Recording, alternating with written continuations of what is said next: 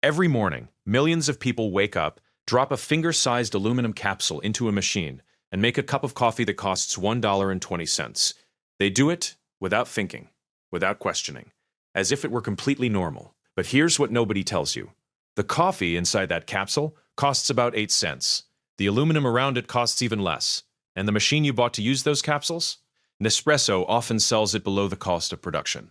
So how did a Swiss company convince the entire world to pay 15 times the price of regular coffee, forever, using a machine they essentially gave you for free? This story reveals something fascinating about psychology, lock-in, and the most brilliant, or most predatory business model in the history of food. To understand Nespresso, you need to understand the coffee market in the 1970s. Back then, coffee was a commodity. You bought a can of Folgers at the supermarket for a few dollars, put it in a filter, and that was it. No rituals, no culture, no status. Just coffee. Hot, bitter, functional. Cafes existed, but they were diners with thick ceramic mugs and watery coffee sitting on a hot plate for hours. The idea of paying $3 for a single cup seemed absurd. The kind of thing that would never catch on. Think of it this way. Imagine someone in the 1970s tried to sell you a cheap printer, but one that only worked with the manufacturer's own ink cartridges, sold separately at an outrageous price. You would have walked away immediately. But today, that is the business structure of some of the most profitable companies on the planet. Because what people pay rarely has anything to do with the cost of the product. It has everything to do with the system the product builds around them. In 1975, a Nestlé engineer named Eric Favre was walking through Rome with his wife when he noticed something strange. A small bar near the Pantheon had a line out the door. Every other cafe on the street was empty. Same machines, same coffee, same city. But this one bar had a crowd that never left.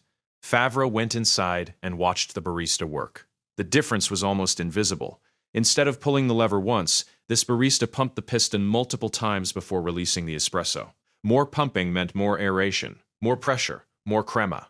The result was in the cup in front of him. Thick, golden, unlike anything he had tasted. He pulled a notebook from his pocket and started writing, while his wife watched him with the expression of someone who already knew dinner was going to be late.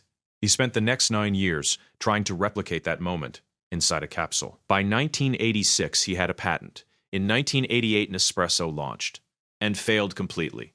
The first years were a disaster. Nestlé tried to sell the system to offices and hotels.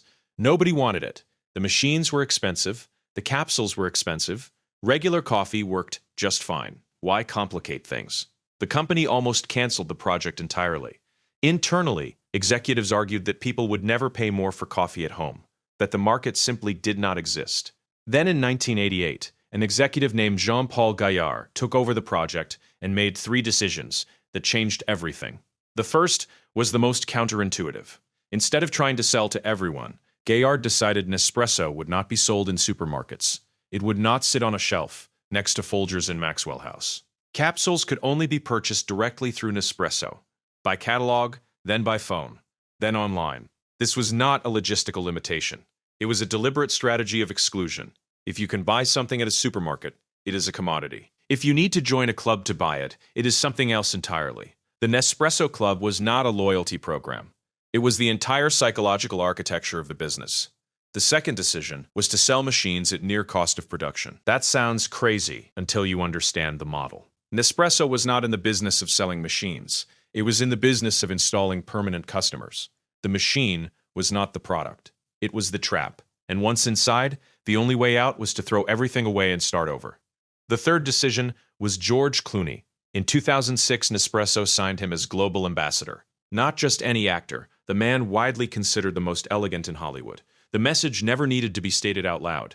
Sophisticated people drink Nespresso. And if you drink it too, you are sophisticated. By 2019, Nespresso was generating over $6 billion in revenue. The company sells more than 14 billion capsules every year. And by 2010, Nestlé had filed over 1,700 patents to protect the system. Not the coffee, the system. Now do the math. Each capsule costs an average of $1.20. Most users make 2 cups a day. That is $876 a year. Over 10 years, the average lifespan of a machine. That is $8,760 spent on capsules alone. The same coffee consumption using a drip machine would cost around $110 a year.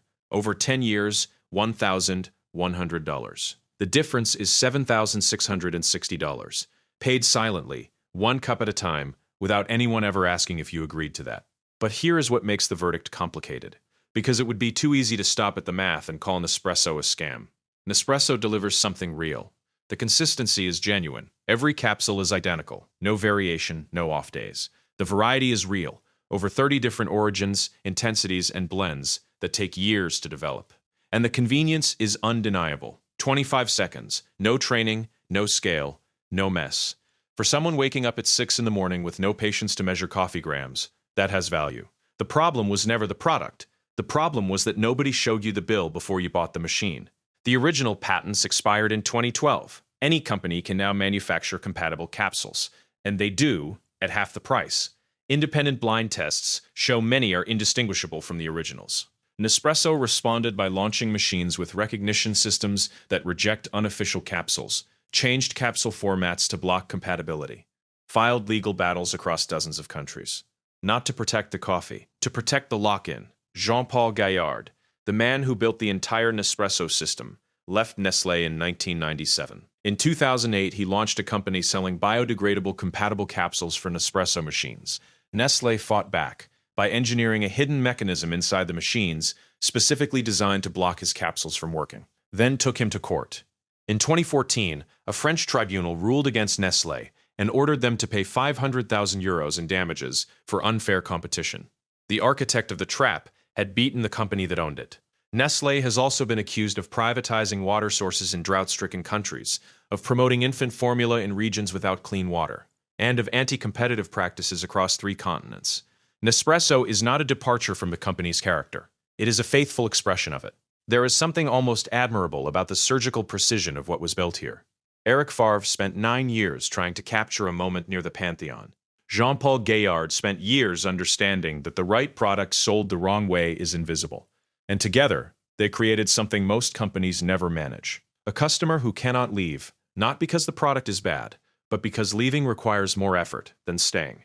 They did not sell better coffee. They sold a convenient dependency. And convenience, in the end, always wins against reason. Is Nespresso the smartest business model in the history of food? Or the most elegant trap ever sold to people who just wanted a good cup of coffee? Leave it in the comments. If you own an espresso machine, I want to know, are you switching? Drop it below. And if this made you think twice about something you buy every day, hit like. It helps more people see this. And subscribe. Every week we take apart the business models, the history, and the hidden mechanics behind the brands that run your life. You won't look at your morning coffee the same way again.